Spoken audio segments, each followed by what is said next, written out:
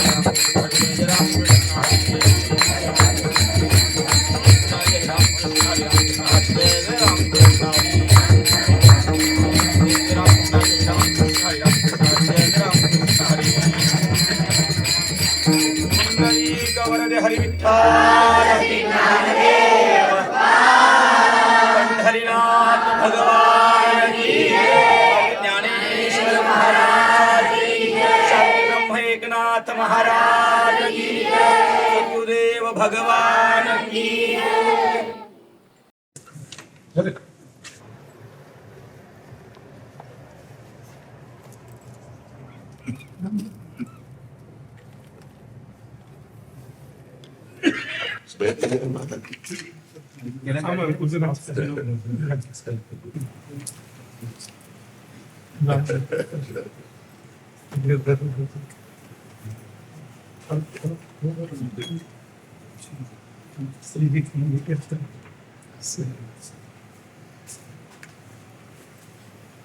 बहुत कृपा करी, दर्शन दिए आगे, बहुत कृपा करी।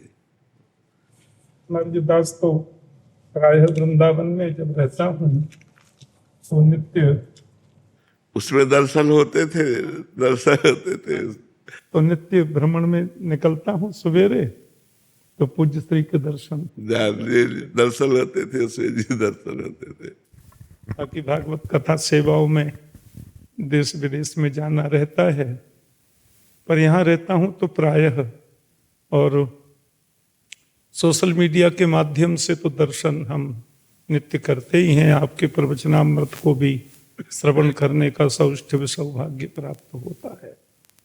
लाला इंद्रेश तो 2 बार पधारे। वो तो हृदय है महाराज जी, वो हृदय है, हम सब वैष्णवों का हृदय है।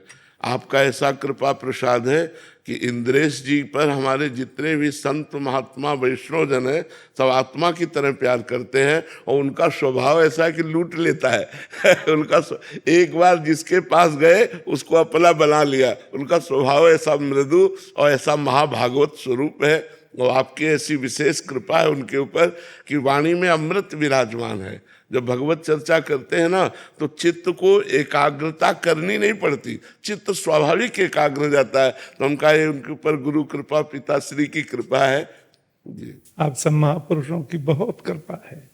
अभी बद्रीनाथ में कथा चल रही है उनकी, कल पूरी हो गई शायद, आजकल में आई जी। किसी एक श्लोक की चर्चा महाराज जी, किसी भी एक श्लोक की जिससे हमारे श्रवण पवित्र हो जाए। यमलार्जुन का उद्धार जो गोविंद ने किया, कुबेर के वे पुत्र हैं, संतापराध हो गया था उनसे, तो जड़ वृक्ष की उनको योनि मिली, लेकिन भगवत कृपा से वो वृक्ष नंद भवन के द्वार पर बन करके रहे। गोविंद के श्रीअंग का जब स्पर्श उन्हें प्राप्त हुआ तो वे प्रकट हो गए।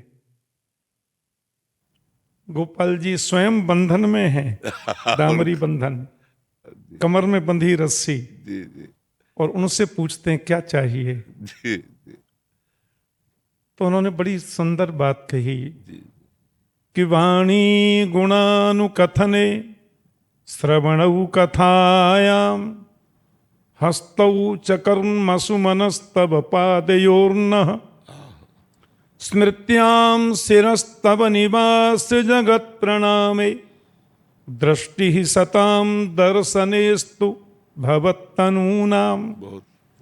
गोविंद एक आशीर्वाद मिले, वाणी आपके गुणों का गान करे।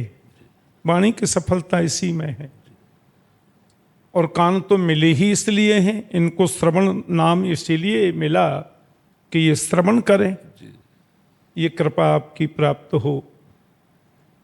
हाथों से आपकी सेवा, सेवा कार्य में ये लगे रहे, हस्तौच, सेवा कर्म ही करें, और मनस्तव पादयोर नः स्माकम, हमारा मन आपके चरणों में उस चिंतन में रहे।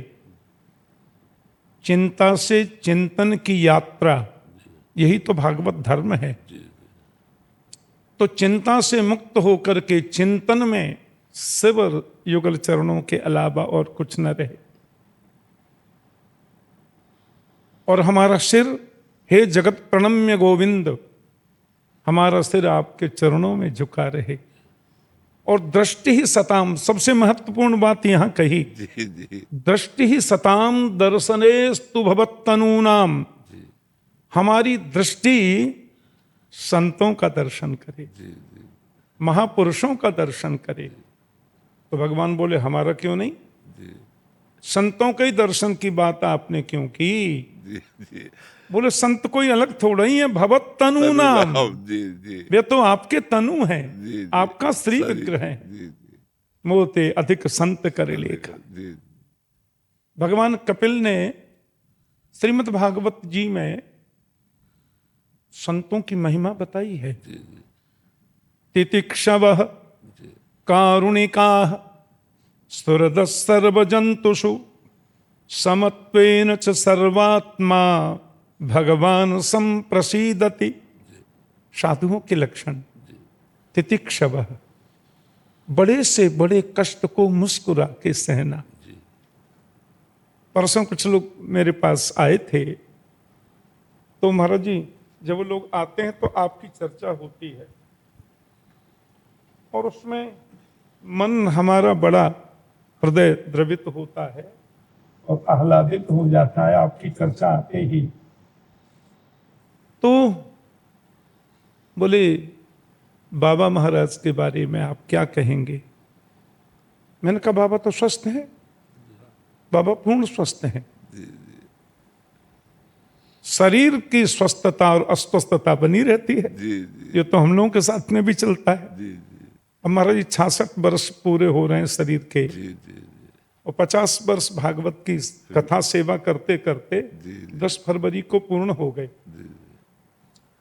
तो मैंने कहा बाबा तो स्वस्थ हैं, वो तो श्री लाडली लाल जी की निज सेवा में रहते हैं, नित्य निवृत्त निकुंज के वो निवासी हैं। और मैंने कहा बाबा तो मुझे ऐसा लगता है, हम तो ब्रजवासी हैं, मैंने कहा मैं जहाँ तक समझता हूँ संत कृपा से वो तो प्रिया जी की सहचरी हैं। इस भाव में वो लोगों का मार्गदर्शन करने के लिए, लोगों को शिक्षा प्रदान करने के लिए श्री राधावल्लभ लाल के चरणों में उनका आश्रय बने, उनका मन लगे, इसलिए इस रूप में पधारे हैं। श्रीमद् भागवत में एक बड़ी सुंदर चर्चा है महाराज जी। वसुदेव जी कंस को उपदेश कर रहे हैं भागवत में, मृत्युर्जन्म बताम वीर देहे न सहजायते अद्य वाब्द शतान्तेर्वा मृत्युर्वै प्राणिनाम ध्रुव। कंस से बोले ये मृत्यु क्या है? हमारी बहन है, खास बहन।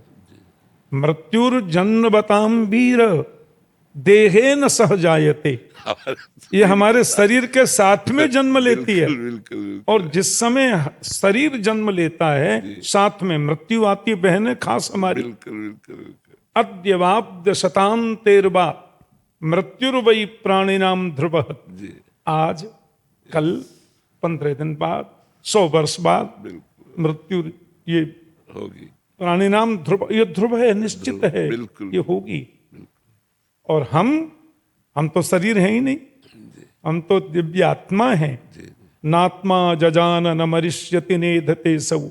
भागवत में नव योगेश्वर संवाद में योगेश्वर महापुरुष राजा जनक को बता रहे हैं, नात्मा जजान न मरिष्यति नेधते सब नक्षीयते वनविद व्यभिचारि नाम ही। आत्मा न जजाना और न मरिष्यति, जी आत्मा न कभी जन्म लेती है और न मरती है। नक्षीयते वनविद व्यभिचारि नाम ही। ये जो कुछ भी प्रक्रियाएं और जो होती हैं वो शरीर की हैं। जायते अस्ति विपरिणमते वर्धते अपक्षीयते और विनश्यति, ये शरीर के 5 धर्म हैं, इसीलिए तो उसको मरण धर्मा कहते हैं। तो ये सब प्रक्रियाएं, सुख होता है, दुख होता है, ये मन की स्थिति है। जन्म लेना, बड़े होना, मोटे होना, दुबले होना, कभी रुग्ण होना, बाद में मर जाना, ये शरीर की प्रक्रिया है। निद्रा, तंद्रा, भय, क्लेश, लोभ, हानि, लाभ और ये जो प्रक्रियाएं हैं वो सब हमारे मन, बुद्धि और इंद्रियों की हैं। इंद्रियों से इसको हम भोगते हैं। हम तो नित्य शुद्ध चिन्मय शाश्वत और अविनाशी हैं, जिसको आत्मा कहते हैं। भगवान सुखदेव ने भागवत जी के विराम से पहले राजर्षि परीक्षित से एक बड़ी सुंदर बात की। महाराज जी, राजन वो 7 दिन पहले अब यहाँ अत्रि वशिष्ठ च्यवन शरद्मान अरिष्टनेमी भृगुरंगिराश्च पराशरो गाद सुतोथ राम उतथेन्द्र प्रमदेत्न बाहो, भागवत में लिखा है।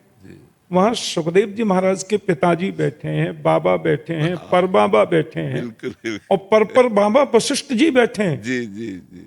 वशिष्ठ के पुत्र हुए शक्ति, शक्ति के पराशर, पराशर के वेदव्यास, उनके सुखदेव।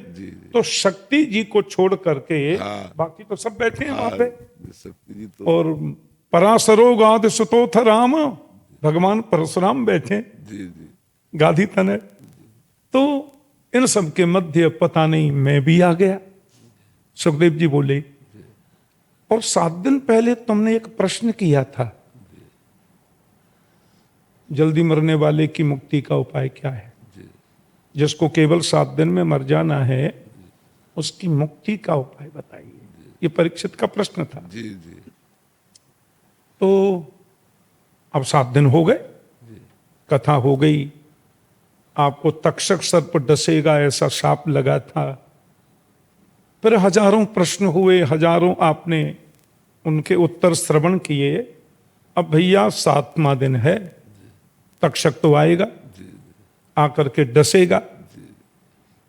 और तुमने मुझे पता नहीं सैकड़ों प्रश्न किए, और कथाओं कथांतर के माध्यम से उनका यथाधीत यथामति मैंने प्रयास किया जवाब देने का। तुमको कैसा लगा? बोले अच्छा लगा गुरुदेव। तो अब एक प्रश्न मैं कर दूं? बोले हाँ हाँ। तो बोले तुम मरोगे? पूछा जी क्या तुम मरोगे? जी। तो परीक्षित ने महाराज जी 1 सेकंड भी विचार नहीं किया और तुरंत जवाब दिया, मैंने जन्म ही नहीं लिया था तो मरूंगा क्यों? स्वरूप बोले बोध हो बस गया। बस हो गई कथा। तो सुखदेव जी ने अंत में कहा, तुम तो राजन मरिष्येति पशु बुद्धिम इमाम जही, मैं मरूंगा ऐसे विचार को पशु बुद्धि कहते हैं। जी जी। ऐसी पशु बुद्धि यदि तुम्हारे मन में आई है, इसको त्यागो, इसको छोड़ो। तुमने कथा सुनी है 7 दिन, और सुनो अब चलते चलते मैं और तुम्हें बता दूं। घटे भिन्ने यथाकाश आकाशस्याति यथा पुरा एवं देहे मृते जीवो ब्रह्म संपद्यते पुनः। मिट्टी का खाली घड़ा है। परीक्षित बोले जी उस घड़े में क्या है? मिट्टी के खाली घड़े में अंदर क्या है? तो परीक्षित बोले आकाश है।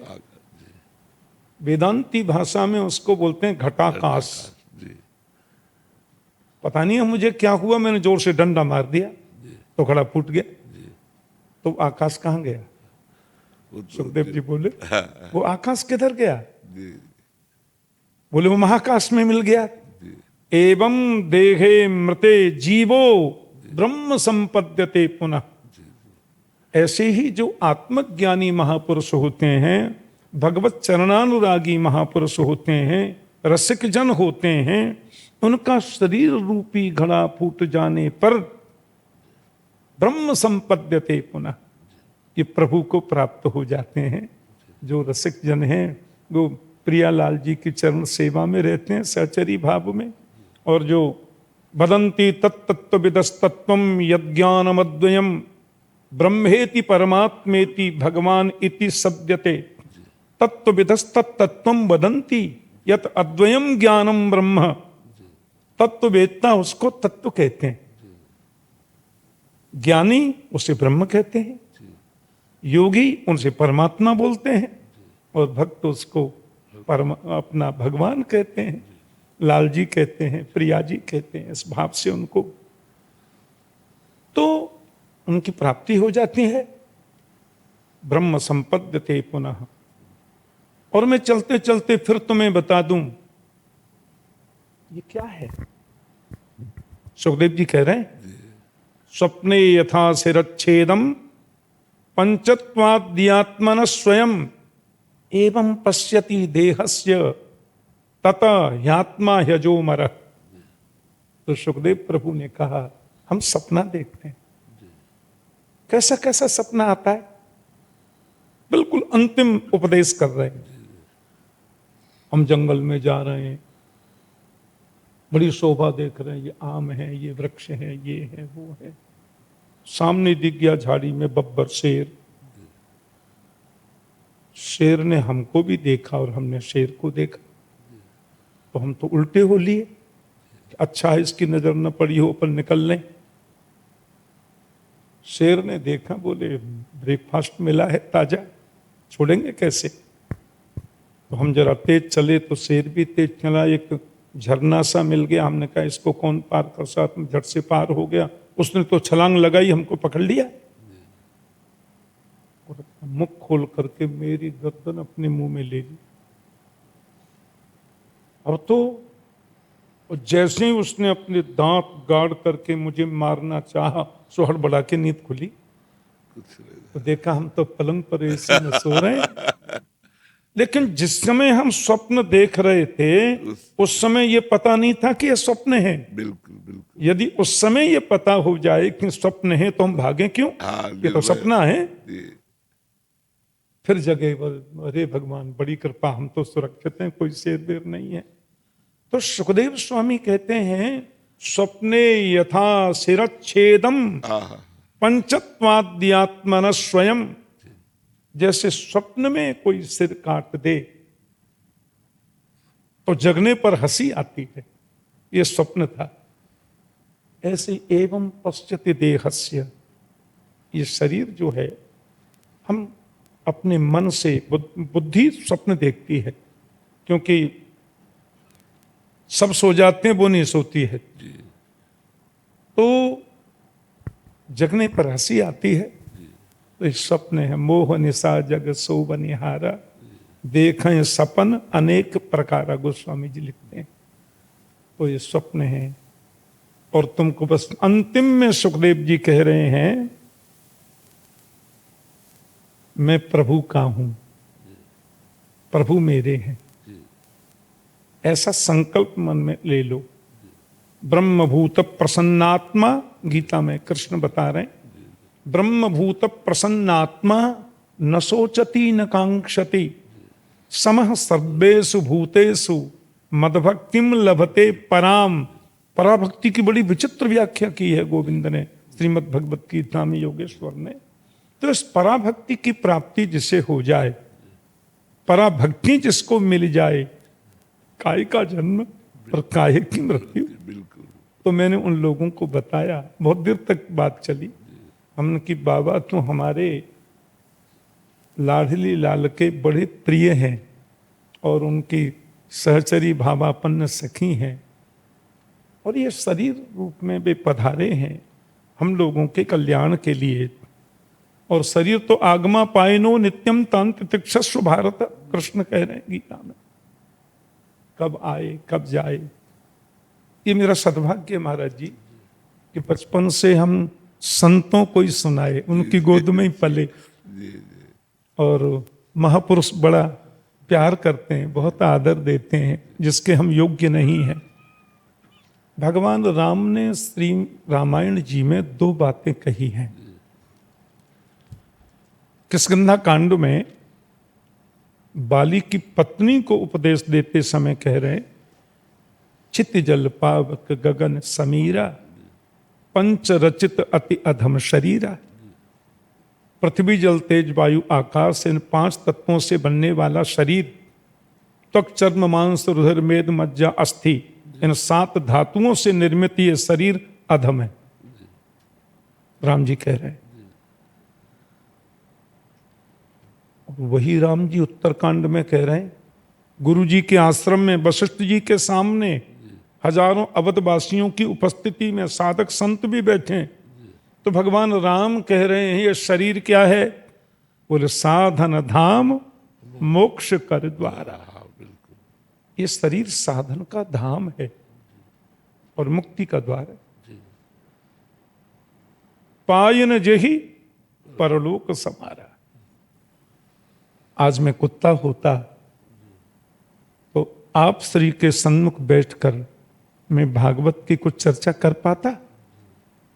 प्रभु ने कृपा की ना, हमको शरीर दिया, तो शरीर व्यर्थ कैसे है? और मोक्ष कर द्वारा, मुक्ति का द्वार है ये। भागवत में भगवान कृष्ण उद्धव से कह रहे हैं एकादश स्कंद में, न देहमाद्यम सुलभम सुदुर्लभम प्लवम सुकल्पम गुरु कर्णधारम मयानुकूलेन नभस्वतेरितम पुमान भवाब्धिम न तरेत स आत्मा। आत्मा की बातें क्यों आती हैं शास्त्रों में? रेल के नीचे कट के आत्महत्या कर ली, पति पत्नी में झगड़ा हो गया, पति को बड़ा बुरा लगा, ऐसे बोल गई, अरे पंखे पर रख कर आत्महत्या कर ली। बच्चे को खूब पिताजी ने पढ़ाया, विद्वान बनाने की चेष्टा करी, बेचारे ढकेल लगाते हैं, कमाई कर करके उसकी फीस दी, फेल हो गया। तीसरी बार पिताजी ने थोड़ा डांट दिया, देखो पंखे पे लटक के मर गया, आत्महत्या कर ली। आत्मा की हत्या तो कभी होती नहीं। आत्मा तो नित्य है, शाश्वत है। नैनम छंदन्ति शस्त्राणि नैनम दहति पावक न चैनम क्लेदयन्ति आपो न शोषयति मारुतः। और आप कह रहे हो आत्महत्या? तो किसी ने कहा आत्महत्या नहीं हो, तो बोले नहीं, कभी नहीं। तो बोले अरे आत्मा शब्द क्यों बना? शास्त्रों में इतनी चर्चा इसकी क्यों? आत्मनन गति जाए कई जा। आत्माहन गति जाए। फिर ये आत्मा का शब्द है ही क्यों जब आत्मा की हत्या होती नहीं? तो प्रभु बोले नहीं होती है। छितजल पावक गगन समीरा पंच रचित अति अधम शरीरा उनके लिए है जो सत्संग नहीं करते, जिनको सत्संग सुलभ नहीं है, या सत्संग में जिनकी रुचि बन नहीं पाई है। और जिनको सत्संग सुलभ हो गया है, संत दर्शन महापुरुषों की वाणी श्रवण करने का सौभाग्य प्राप्त हो रहा है, उनके लिए तो शरीर साधन का धाम है, मोक्ष का द्वार है। तो फिर आत्मा क्या है? तो कृष्ण भागवत ने बता रहे हैं प्रभु उद्धव को कि न देहमाद्यम सुलभम सुदुर्लभम प्लवम सुकल्पम गुरु कर्णधारम मयानुकूलेन नभस्वतेरितम पुमान भवाब्धिम न तरित्स आत्मा। आत्मा जी। ये शरीर हमें सुलभता से मिल गया है, लेकिन कृष्ण कह रहे हैं सुदुर्लभम, बड़ा दुर्लभ है और मिल गया सहजता में। प्लवम सुकल्पम गुरु, बल्कि मैं तो कहूँ, भगवान बोले मैं तो कहूँगा ये नाव है, भवसागर से पार जाने की नाव है, भवसागर की नौका है। इससे भवसागर अपन पार हो सकते हैं, कथा सुन सकते हैं, जीवन में उतार सकते हैं, भगवत चरणों में प्रीति जागृत अपनी उत्तरोत्तर कर सकते हैं। तो ये कृपा है ना, शरीर मिला तभी तो है। बोलो वो तो ठीक है, आपकी नौका भी मजबूत है, पर भवसागर भी कोई छोटा नाला तो है नहीं, इसको पार करना कोई मजाक है क्या? माया के उसमें रहता है ये पूरा। दैवी हेसा गुणमयी मम माया दुरत्यया मामे बजे प्रपद्यन्ते मायाम एताम तरन्ते ते। कृष्ण तो माया की बड़ी प्रबलता बता रहे श्रीमद् भगवत गीता में कि ये कोई ऐसी वैसी नहीं है माया। तो ये फिर कैसे पार करेंगे? बोलो गुरु कर्णधारम, इस नाव को खेलने वाले चलाने वाले सदगुरु हैं, इसके कर्णधार सदगुरु हैं। गुकारस्तंधकार स्यात् रुकारस्तन निरोधक अंधकार निरोधत्वात् गुरुरित्य विधीयते। ग अंधकार है, रूप प्रकाश है। अज्ञानांधकार से निकालकर जो ज्ञान का प्रकाश देवे वो गुरु है। गुरु बिन भवन देता रहे न कोई, गुरु कर्णधार हैं इसके। वो तो ठीक ही बोल रहे हैं आप, उद्धव ने कहा, लेकिन कितनी भी मजबूत नौका हो, माफ करना कन्हैया, अब प्रतिकूल वायु चल जाए तो फिर सामने से आंधी आ गई, अब चलाओ। प्रतिकूल वायु अनाउंस हो जाता है कि उधर केवट लोग नहीं जाएं, सुनामी आ रही है।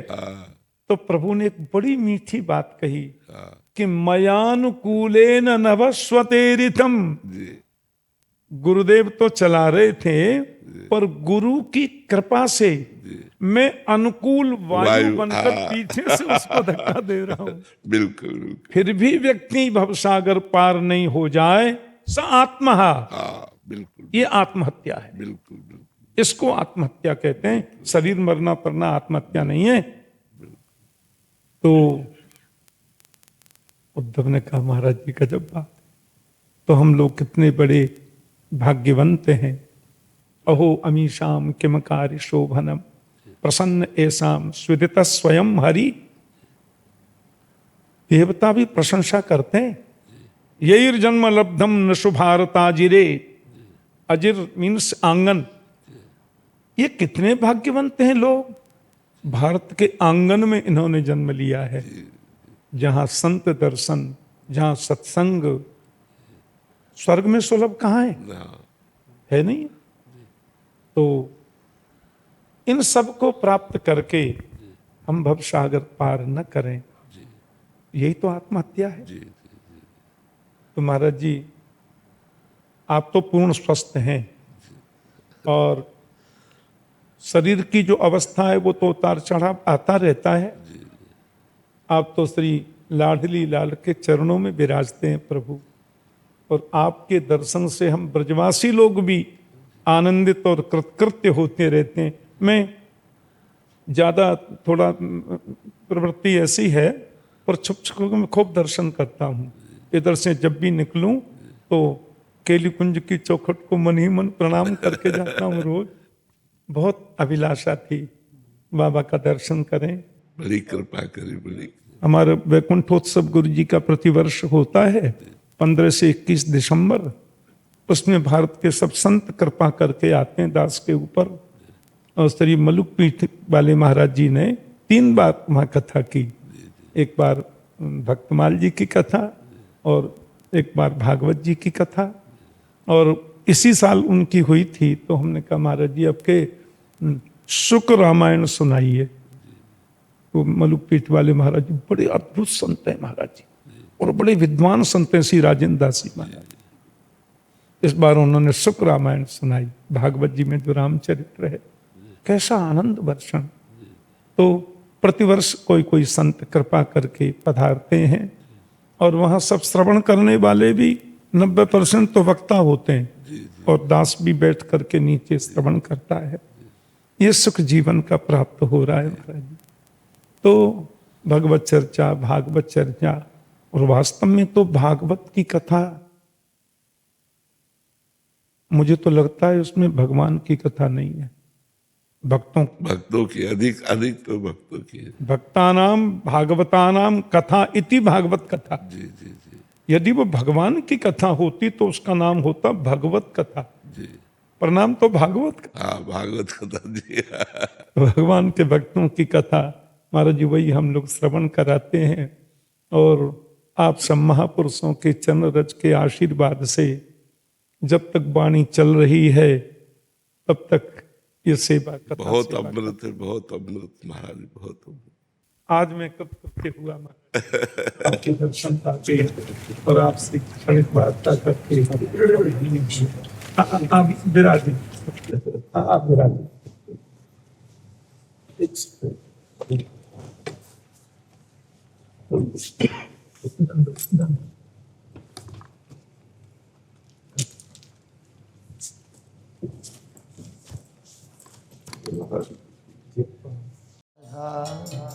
राधा राधा